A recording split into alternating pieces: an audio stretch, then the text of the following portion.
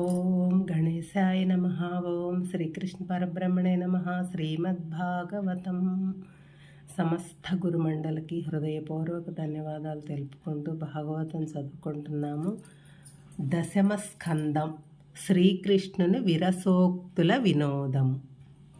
ఒకరోజు శ్రీకృష్ణుడు శ్రీకృష్ణుడికి ఒక చిన్న చిలిపి ఆలోచన వచ్చిందంట. రుక్మిణీదేవితో కొన్ని చెలోక్తులాడుతూ ఆమె ఉడికిపోతుంటే వినోదించాలనుకున్నాడు. ఆమె యొక్క అంతఃపురంలో ఆయన పాన్పుపై కూర్చొని ఉండగా ఆమె వింజామరంతో విసురుతూ సేవ చేస్తుంది. సౌందర్యవతి, సద్గుణవతి, సౌభాగ్యవతి, సౌమ్యవతి, వివేకవతి అయిన ఆమెను చూసి శ్రీకృష్ణుడు చిరునవ్వుతో చమత్కారంగా ఇలా అన్నాడు. సుందరి, కులములోను, బలములోను, భాగ్యములోను అన్నింటిలో శిశుపాలాదులు ఎంతో ఘనులు. నీ అన్నగారు తల్లిదండ్రులు అలాంటి శిశుపాలనకు నిన్నిచ్చి వివాహం చేద్దామనుకుంటే ఒప్పుకోకుండా సముద్ర గర్భంలో తలదాచుకుంటున్న పిరికివాడినైనా నన్నెందుకు వివాహమాడావు? మేము ధనహీనులము, గుణహీనులము, లోకరీతికి భిన్నమైన వారము. మా చెలిమి ఎప్పుడూ పేదలు, దీనులతోనే మాకేమీ సింహాసనాలు లేవు. మేము బలవంతులము, ధనవంతులము, మాతో స్నేహం చెయ్యరు. ఇలాంటి విడ్డూరపు వ్యక్తినైనా నన్నెందుకు నీవు వరించావు? సమానమైన బియ్యము, సమానమైన నెయ్యము చేయాలంటారు కదా, మరి మనకు అలా కుదరలేదే. నీవు చాలా పొరపాటు చేశావు. ఇప్పుడైనా దానిని సరిదిద్దుకొనొచ్చు కదా. నీకు అన్ని విధాలా తగిన వాడిని ఇప్పుడు ఎన్నుకొని వివాహం చేసుకో అని అంటున్న స్వామి మాటలు విని సాధుశీల సరళ స్వభావైన రుక్మిణీదేవి మనస్సు గతుక్కుమంది. తన ప్రాణనాథుడు ఇంతవరకు ఇటువంటి అప్రియ వాక్యాలు ఎన్నడూ పలుకలేదు. ఇప్పుడు ఇలాగా ఎందుకంటున్నాడు? తన యొక్క సేనా శుశ్రూషలలో ఏమైనా లోపం జరిగిందా? తన సేవా శుశ్రూషలలో ఏమైనా లోపం జరిగిందా అని ఆలోచిస్తూ ఆ మానవతి అంతులేని ఆవేదనతో బాధపడింది. కన్నీటి ధారలతో వక్షస్థలం తడిసిపోయింది. ముఖం వాడిపోయింది. నిశ్చేష్ట అయి ఆమె నేలపై ఒరిగిపోయింది. సస్వంద సంజాత సోత సంతప్త సాధ్వీ శిరోమణి సహధర్మచారిణి అయిన రుక్మిణీదేవిని శ్రీకృష్ణుడు లేవనెత్తాడు. పాన్పుపై పవళింపజేశాడు. మంచి గంధం పూశాడు. పన్నీటితో కన్నులు, ముఖము తుడిచాడు. జుట్టు సవరించాడు. వింజామరముతో వీచాడు. మధుర వాక్కులతో బుజ్జగించాడు. మనోహరమైన చిరునవ్వుతో మత్తెక్కించాడు. కొంటె చూపులతో కవ్వించాడు. శ్రీకృష్ణుడు తన ప్రియ పత్ని అయిన ప్రేమావేశానికి సంతసించాడు. తన యొక్క హాస్యాలాపానికి ఆమె నిజంగా చెలించిపోయినందుకు జాలిపడ్డాడు. ఇలా అన్నాడు. ప్రీతమా, నీ కోపం తెప్పించి కోపంలో నీ ముఖం ఎలా ఉంటుందో చూసి ఆనందించాలని అలాగా హాస్యమాడాను కానీ నీవు ఆ మాటలకు నిజంగా తీసుకుని ఇలా బాధపడతావు అనుకోలేదు. పతిపత్నుల మధ్య అప్పుడప్పుడు అలాంటి ప్రళయ కలహాలు వస్తుంటేనే అనురాగం పెరుగుతుంది కదా. మరి నీవు ఇలా మనస్సు కష్టపెట్టుకోవటం చేత నాకు చాలా చాలా బాధగా ఉంది అని స్వామి అనునయించాడు. రుక్మిణీదేవి కొంత ఊరట చెంది ఇలా జవాబు చెప్పింది. స్వామి, ఇతరులతో నీకు సామ్యం లేదని మాట చాలా నిజము. నీ సౌందర్యము, నయనముల సోయగము ఈ ముల్లోకాల్లో ఎవ్వరికీ లేవు కదా. ఓ సర్వేశ్వర, మన ఇద్దరి మధ్య సమాన వియ్యము కుదరలేదని నీవన్నమాట వాస్తవమే. అనంత తేజోమూర్తివి, సచ్చిదానంద స్వరూపుడవు, సర్వలోకేశ్వరుడు అయిన నీవెక్కడా? త్రిగుణాలతో కూడి శరీరంలో బంధించబడి జ్ఞానహీనమై ఉన్న నేనెక్కడా? సకల సద్గుణాలు, సకల ఐశ్వర్య బల సంపదలు నీలోనే సంతృప్తమై ఉన్నందున మానవ మాతృలు అది కావాలి ఇది కావాలి అని నిన్ను చిరాకు పరుస్తున్నారని ఎవ్వరికీ అందుబాటులో లేకుండా పాల సముద్రంలో శేషతల్పంపై పవళిస్తున్నావు పరమేశ్వర. నీవు ధనహీనుడనన్నావు. అవును, జగత్తంతా నీదే అయి ఉండగా నీది కానిదేముంది?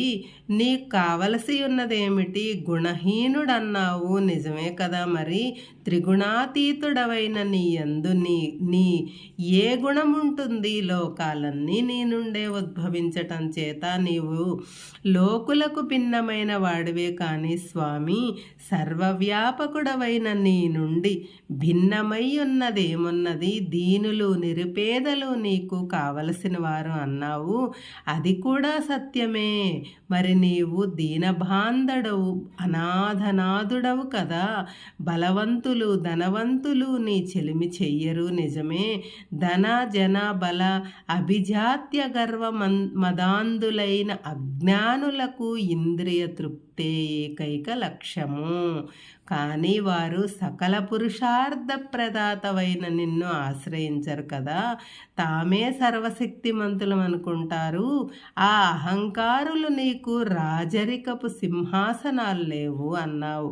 నీవు రాజాదిరాజువు, సర్వలోక మహేశ్వరుడవు.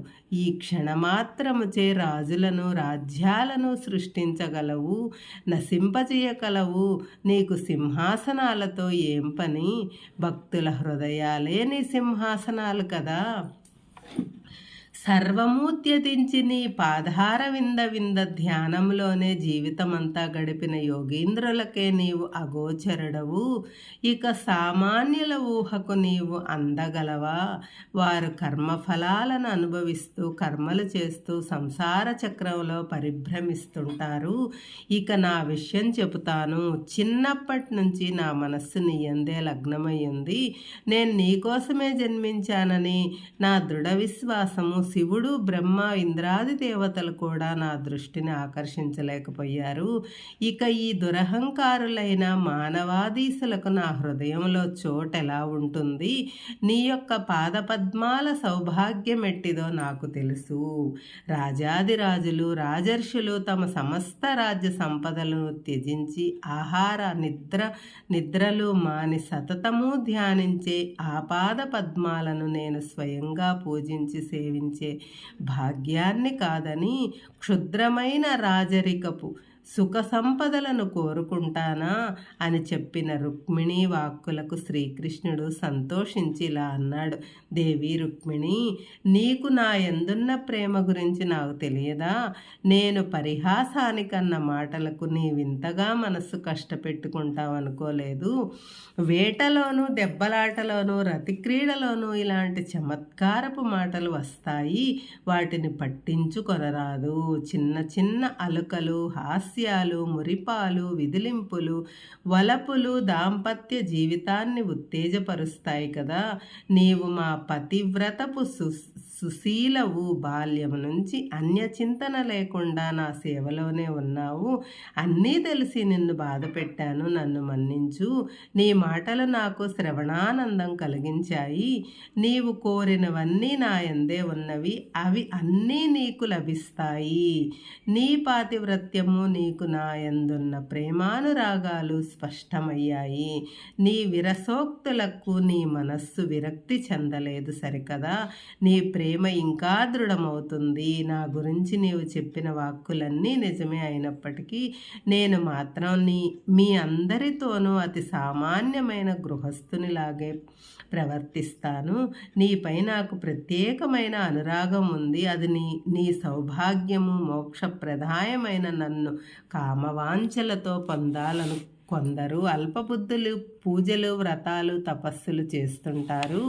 వారి వాంఛలు తీర్చవచ్చునేమో కానీ వారి యొక్క ఇంద్రియ లోలత్వము వారిని నా నుంచి దూరం చేసి నరకము వైపుకు తీసుకుపోతుంది. ఇంద్రియలోలురు నన్ను పొందలేరు. మానవతి, నీతో సమానమైన కాంతారత్నం ఎక్కడా లేదు. నీ యొక్క సద్గుణాలు నన్ను ముగ్ధుణ్ణి చేశాయి అని చెప్పిన శ్రీకాంతుణ్ణి చూసి ప్రఫుల్ల వదనంతో ఆమె వందనమాచరించింది. ఆమె జన్మ ధన్యం గావించింది. శ్రీకృష్ణుడు రుక్మిణీదేవితో ఉద్యానవనాల్లో విహరిస్తూ ఆమెకు సకల సౌఖ్యాలు చేకూర్చాడు. వారికి ప్రద్యుమ్నుడు మొదలైన 10 మంది పుత్రులు, చారుమతి అనే పుత్రి కలిగారు. మిగిలిన 7 భార్యలకు కూడా ఒక్కొక్కరికి 10 మంది పుత్రులను, ఒక్కొక్క పుత్రికను స్వామి ప్రసాదించాడు. అలాగే 16,000 మంది ఇతర భార్యలకు కూడా ఒక్కొక్కరికి 10 మంది పుత్రులను, ఒక్కొక్క పుత్రికను అనుగ్రహించాడు. ఈ 1,60,80,80 మంది పుత్రులకు పుత్రులు కలిగారు. ఆ విధంగా శ్రీకృష్ణుడి వంశము తామర తంపరగా కోట్ల సంఖ్యలో అభివృద్ధి చెందింది. వీళ్ళందరూ యాదవ వృష్టి, భోజ, అంధక మొదలైన 101 తెగలుగా వర్ధిల్లారు. అనిరుద్ధుడు రుక్మి తన ముద్దుల కుమార్తె అయిన రుక్మవతి యొక్క స్వయంవరము ఏర్పాటు చేశాడు. రుక్మిణీపుత్రుడైన ప్రద్యుమ్నుడు మేనమామ ఇంటికి వెళ్ళాడు. స్వయంవరానికి ప్రసిద్ధులైన రాజకుమారులందరూ వచ్చారు.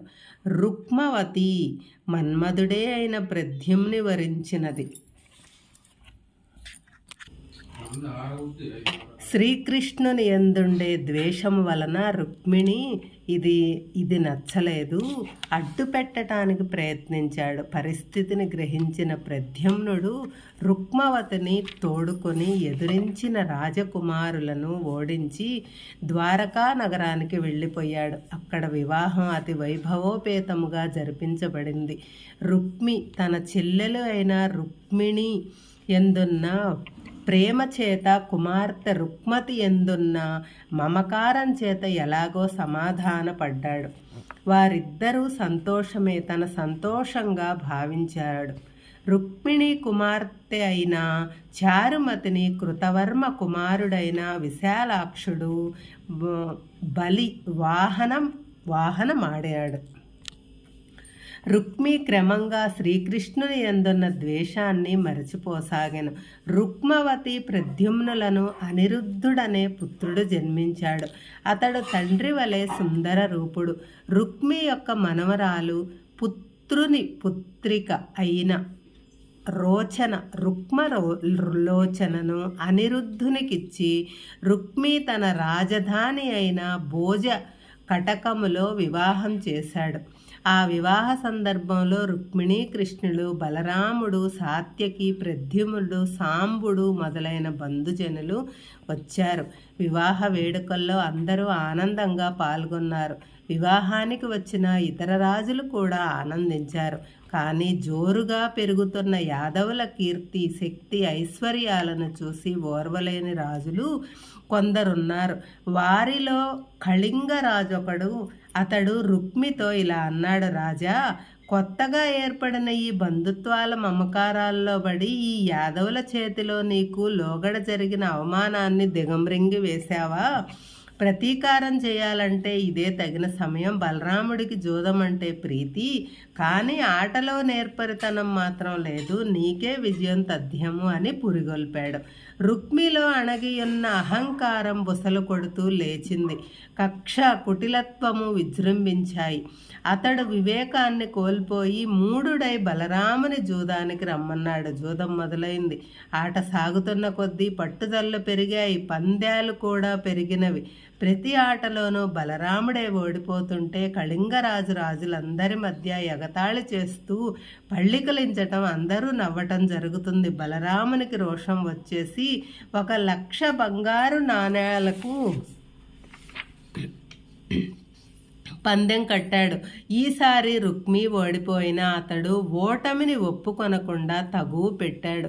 బలరాముడు ప్రేక్షకులైన రాజులను నిజం చెప్పుడని కోరాడు. వాళ్ళంతా రుక్మికి భయపడి పక్షపాత బుద్ధితో నిజం చెప్పకుండా ఊరుకున్నారు. క్రోధావేశపరులైన బలరాముడు మళ్ళీ ఆడదామన్నాడు. ఈసారి కూడా గెలుపు బలరామునిదే అయింది. ఇప్పుడు చెప్పండి, గెలుపెవరిది అని అడిగాడు బలరాముడు. గెలుపు నాదే అని మొండిగా రుక్మి అన్నాడు. ప్రేక్షకులెవ్వరూ మాట్లాడలేదు.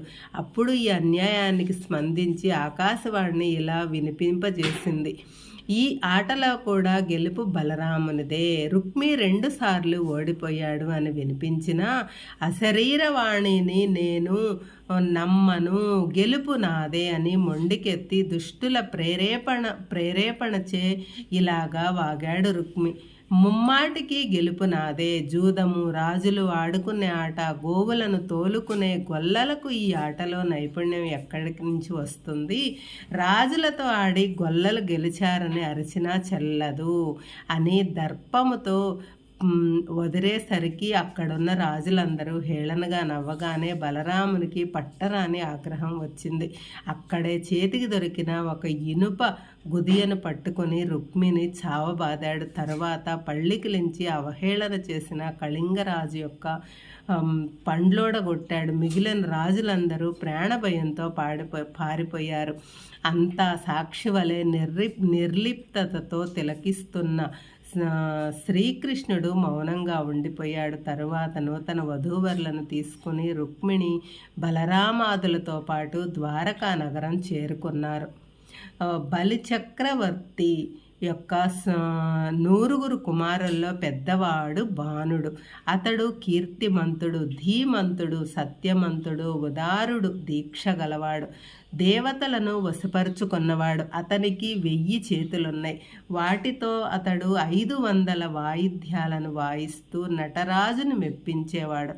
పరమశివుడు బాణుని భక్తికి మెచ్చి వాని రాజధాని నగరమైన శోణిత మునకు రక్షకునిగా ఉండటానికి సమ్మతించాడు. పార్వతీ సమేతుడైన భూతగణాలతో సహా సోణపురంలో బాణుని కోటగుమ్మం వద్ద కాపలా ఉన్నాడు. బోళాశంకరుడు ఒకనాడు బాణాసురుడు తన భుజబల మదము అతిశయించగా పరమశివుని ఇలా స్తుతించాడు. ఓ దేవాదిదేవా, నీవు జగన్నాథుడవు, దేవేంద్ర వందితడవు, పరిశుద్ధ చరిత్రవు, పరమ పవిత్రుడవు, హాలాహలహరుడవు, నాగభూషణుడవు, చంద్రశేఖరుడవు, భక్త రక్షకుడవు, సర్వలోకేశ్వరుడవు, పార్వతీ వల్లభుడవు, కైలాసవాసుడవు, గజచర్మదారివి, రాక్షసాంతకుడవు, త్రిశూలదారివి, భక్తజనుల వాకిట పారిజాతానివి. అటువంటి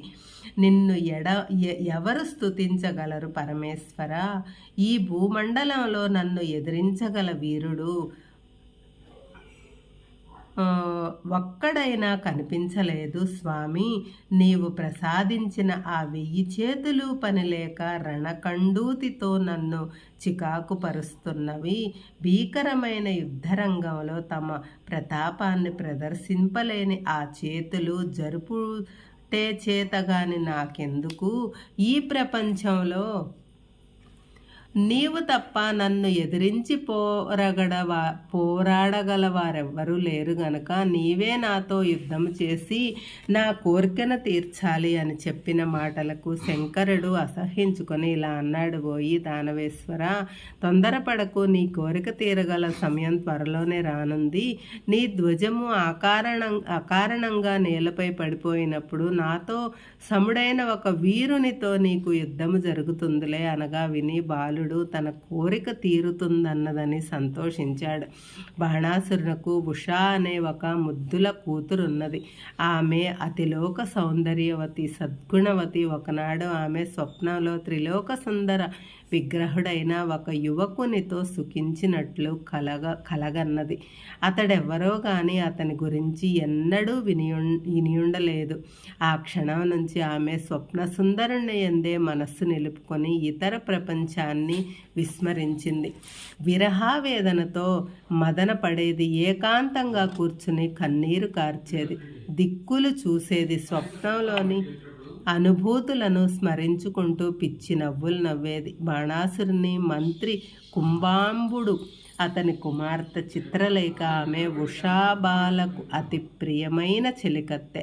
ఆమె ఉషాసుందరి యొక్క చేష్టలన్నీ కనిపెట్టి తప్పకుండా ఆమె ప్రేమరోగ పీడిత అయినదని గ్రహించి అతను ఏకాంతంగా కలుసుకొని ఆమె యొక్క స్వప్న శృంగారం గురించి తెలుసుకున్నది. చిత్రలేఖ సౌందర్యవతియే కాకుండా అసమాన ప్రజ్ఞ గల చిత్రలేఖిని కూడాను, అనేక యోగశక్తులు గల శక్తిశాలిని కూడాను తన నిచ్చెలి బాధను నివారించదలుచుకొని ఆమెతో ఇలా అన్నది.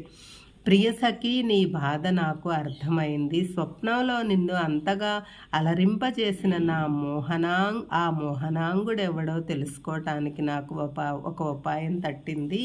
నా చిత్రలేఖ నైపుణ్యంతో, శక్తి సామర్థ్యాలతో ముల్లోకాల్లో ఉన్న దేవమానవ యక్ష రాక్షస కిన్నెర మొదలైన జాతుల్లోని సుందర పురుషులందరి రూపాలు చిత్రించి నీకు చూపుతాను. నీ స్వప్న సుందరుడు వాస్తవంగా ఉండి ఉంటే ఆ చిత్రాలను చూసి నీవు గుర్తించగలవు.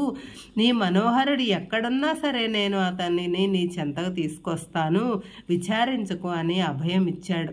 ముల్లోకాలను ప్రసిద్ధిగాంచిన సుందర విగ్రహుల చిత్రపటాలను చిత్రించటం మొదలుపెట్టారు. చిత్రలేఖనం పూర్తి చేసి అందరి గోత్రనామాలను రాసి తీసుకుని వచ్చినది. ఒక్కొక్క చిత్రాన్ని చూపిస్తూ ఆ వ్యక్తి కూడా చరిత్ర గుణగణాలను వర్ణించి చెప్పింది. భూలోకంలోని అనేక మంది రాజులు, రాజపుత్రుల చిత్రాలను చూపించింది. ప్రద్యుమ్నుని చిత్రం చూస్తుండగా ఆమె చూపు నిలిచిపోయింది. అయినా ఆమె సంశయించింది. ఆ తరువాత చిత్రలేఖ అనిరుద్ధుని పటము చూపించగా ఆమె సంభ్రమాశ్చర్యాలతో ఇలా అంది. ఇతడే నా మానసచోరుడు, ఇతడెవరో వివరించి చెప్పు అని ఉషాకన్య తొందర పెట్టింది. చిత్రలేఖ ఇలా చెప్పింది. ఇతడు అనిరుద్ధుడు. ఇతడు యాదవ వంశచంద్రుడైన శ్రీకృష్ణుని యొక్క పుత్రుడైన ప్రద్యుమ్నుని కుమారుడు అని చెప్పి మాట ఇచ్చిన ప్రకారం ఆ యువకుని తీసుకొని రావటానికి ఆకాశ మార్గాన వెళ్ళింది. చిత్రలేఖ వైకుంఠానికి మించిన శోభతో మిగిలిపోతున్న ద్వారకా నగరాన్ని చూసి ఆమె ఆశ్చర్యపోయింది. అంతఃపురంలో ప్రవేశించి గాఢ నిద్రలో మునిగి ఉన్న అనిరుద్ధుని తన యోగ మహిమచే తీసుకొని పోయి సోణపురంలో ఉషాసుందరి యొక్క పాన్పుపై పరుండబెట్టి తన నిచ్చెలితో ఇలా అంది. ప్రాణసఖి, ఇతడే నీ మనోహరుడు, మన్మథ పుత్రుడైన అనిరుద్ధుడు, అసమాన సూర్యుడు. ఇతనితో నీవు సర్వ సుఖాలను అనుభవించవచ్చు అని చెప్పిన చిత్రలేఖను చూస్తూ ఆమె ఆనందం పట్టలేక నోట మాట రాక తన ప్రియతమ చెలికత్తెకు ఎలా కృతజ్ఞతలు చెప్పుకోవాలో తెలియక ఇలా అంది. చెలి, నా కలలో కనిపించిన సుందరుని నీ ఊహతో చిత్రించి చూపి త్రుటిలో అతని నా వద్దకు తీసుకురాగలిగిన శక్తిమంతురాలవు. ఈ ముల్లోకాల్లో ఎక్కడైనా ఉన్నదా నీ స్నేహాన్ని పొందగలటం నా యొక్క పూర్వజన్మ సుకృతమే కదా అని 1000 నోళ్ల పొగిడింది.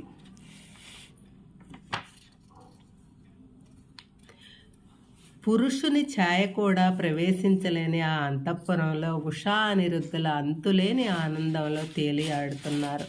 వారికి పగలు రాత్రి కానీ, రోజులు వారాలు నెలలు మారుతున్న కాలగమనం కానీ ఏమీ తెలియటం లేదు. ఉషాసుందరికి గర్భిణీ చిహ్నాలు కనిపించటంతో హడలిపోయిన అంతఃపుర పరిచారికలు బాణాసురునికి తెలియజేశారు.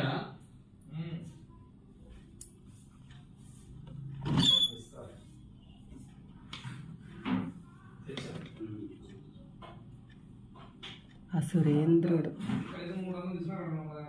ఆగ్రహోదగ్రుడై కళ్ళ నుంచి నిప్పులు కురిపిస్తూ ఖడ్గాన్ని ధరించి అంతఃపురంలో ప్రవేశించాడు. అక్కడ అపర మన్మధుడిలాగా మెరిసిపోతూ ఉషాబాలతో ఆడుకుంటున్న అనిరుద్ధుని చూసి మండిపడ్డాడు. ఈ మాధవాదముని బంధించండి అని భటులను ఆజ్ఞాపించాడు.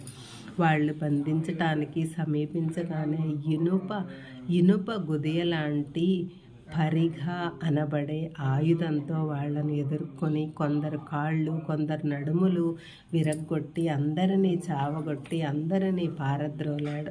అనిరుద్ధుడు బాణాసురుడు అనిరుద్ధునిపై దూకి భీకర యుద్ధం చేసి అతన్ని జయించటం కష్టమని అనుకొని నాగపాశంతో బంధించాడు. సరిగ్గా అదే సమయానికి సుడిగాలి వీచి బాణాసురుని కోటపైనున్న జెండా నేలకూలింది. తనతో యుద్ధం చేయగల సమబుద్ధి అయిన వీరుడు త్వరలో రానున్నాడని గ్రహించి బాణాసురుడు సంతసించాడు.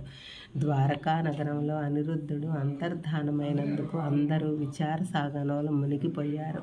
ఎంత వెతికించినా ఆచూకీ ఏమీ తెలియలేదు.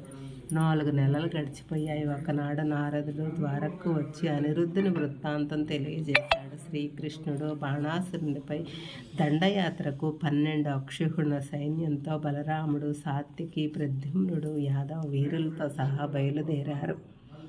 వాళ్ళందరూ సోణపురం ప్రవేశించారు. ఏదవులు సోణపురంలోని సౌదాలు, ప్రాకారాలు, కోటాలు, అగడ్తలు, యంత్రాలు అన్నీ నాశనం చేశారు.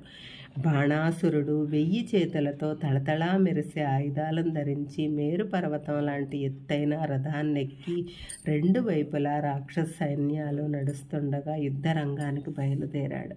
భక్తవత్సలుడైన శివుడు బాణుని పక్షంలో యుద్ధం చేయటానికి నందివాహనుడై ప్రమద గణాలతో సహా వచ్చాడు. ఇరు పక్షాల వాళ్ళు ద్వంద్వ యుద్ధాలను తలపెట్టారు. ఈ యుద్ధాలను తిలకించటానికి బ్రహ్మాదిదేవతలు, మునులు, సిద్ధులు మొదలైన వారంతా విమానాలపై ఆకాశంలో గుమిగూడారు. శివకేశవులు, కుమార ప్రద్యుమ్నులు, కూపకర్ణ కుంభాండాలతో బలరాముడు, బలునితో సాంబుడు, బాణునితో సాత్వికి తలపడ్డారు. అలాగే రధికులతో రధికులు, ఆశ్వికులతో అశ్వికులు, పదాతులతో పదాతులు ఘోర యుద్ధం చేశారు. శ్రీకృష్ణుడు శారఘమును ప్రయోగించి శివుని యొక్క భూత పిశాచ గణాలను తరిమివేశాడు. శివుడు పాశుపతాస్త్రాన్ని ప్రయోగిస్తే శ్రీకృష్ణుడు నారాయణాస్త్రాన్ని వేసి దానిని వ్యర్థం చేశాడు. శ్రీకృష్ణుడు శివునిపై జృంభ శాస్త్రం వేసి భ్రమింపజేశాడు. ప్రద్యుమ్నుని బాణాల కుమారస్వామి తట్టుకోలేక పారిపోయాడు. బలరాముని దెబ్బలకు భయపడి కుంభాండ కూపకర్ణుడు పారిపోయాడు. సాత్యకితో యుద్ధం చేస్తున్న బాణుడు శ్రీకృష్ణుడు ఎదిరింపబోనుకున్నాడు. తన యొక్క 1000 చేతులతో 500 బాణాలను ఒక్కసారిగా విడిచిపెట్టగా వాటిని శ్రీకృష్ణుడు ఖండించి బాణుని రథాన్ని, సారథిని గుర్రాలకు పడగొట్టాడు. బాణుని తల్లి అయిన కోటర దిగంబరగా జుట్టు విరబోసుకుని తన పుత్రుని చంపవద్దని శ్రీకృష్ణుని కోరటానికి వచ్చింది. నగ్న స్త్రీని చూడటానికి ఇష్టపడని శ్రీకృష్ణుడు ముఖం తిప్పుకున్నాడు. ఇదే అదను అనుకుని బాణుడు కోటలోకి ప్రవేశించాడు. భూతగణాలు పారిపోయాయి. శ్రీకృష్ణుడు జృంభణాశ్రమం నుంచి తేరుకున్న శివుడు జ్వరమనే శక్తిని కృష్ణుడిపైకి ప్రయోగించాడు. శ్రీకృష్ణుడు వైష్ణవ జ్వరం అనే శక్తిని ప్రయోగించగా శివజ్వరం శ్రీకృష్ణుడు శరణుజొచ్చింది. బాణాసురుడు శక్తి పుంజుకొని ఆయుధాలు ధరించి మళ్ళీ యుద్ధానికి వచ్చాడు.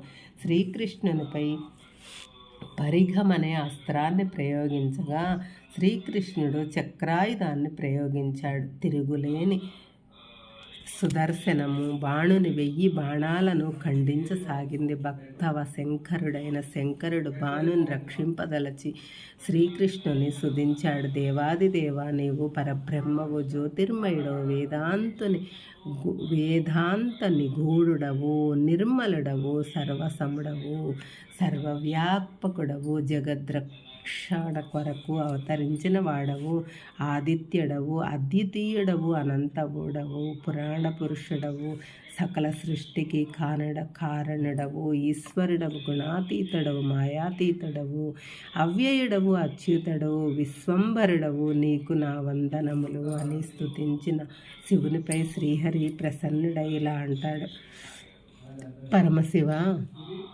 నీ వాక్కులు నాకు సంతోషం కలిగించినవి. నీ మనోగతం నాకు తెలుసు. ఈ బాణుడు నాచే చంపదగిన వాడు కాదు. ఏలననా నీ వంశస్థులను నేను సంహరించను అని నేను ప్రహ్లాదునికి వరమిచ్చాను. ఇతడు ఆ వంశస్థుడే గనుక నాచే చంపబడడు. కానీ ఇతని భుజబలం గర్వాన్ని అణచాలి అని 4 చేతులను మాత్రమే ఉంచి మిగిలిన బాహువులను ఖండింపజేశాను. ఇతడు నీ భక్తుల్లో ప్రముఖుడైన జరామరణ భయాలు లేకుండా జీవిస్తాడు అని అనుగ్రహించాడు. శివుడు పరమానంద భరితుడయ్యాడు. బాణాసురుని భుజ బలగర్వం అణిచిపోయింది. అహంకారం తొలగిపోగా చూడగానే అజ్ఞానం నశించింది. అతడు గోవిందుని పాదార విందాలకు అభివందనాలు చేశాడు. తరువాత బాణాసురుడు పరమానందంతో ఉషా అనిరుద్ధుల అనేక కానుకలిచ్చి దాసదాసీ జనాలిచ్చి బంగారు రథమునెక్కించి మిక్కిలి వైభవోపేతంగా తీసుకుని వచ్చి వారిని శ్రీకృష్ణునికి అప్పగించారు. యాదవులను సగౌరవంగా ఆదరించాడు. బాణుని ఎందు కలిగిన పరివర్తనకు అతను సత్ప్రవర్తనకు శ్రీకృష్ణుడు సంతృప్తి చెందాడు. ఉషా అనిరుద్ధులను చూసి శ్రీకృష్ణుడు, బలరాముడు, ప్రద్యుమ్నుడు మొదలైన వారందరూ మిక్కిలి సంతోషించారు. పిమ్మట అందరూ ద్వారక నగరానికి తరలి వెళ్ళారు అని శ్రీశుకుడు పరీక్షిత్తునకు చెప్పాడు. హరే కృష్ణ.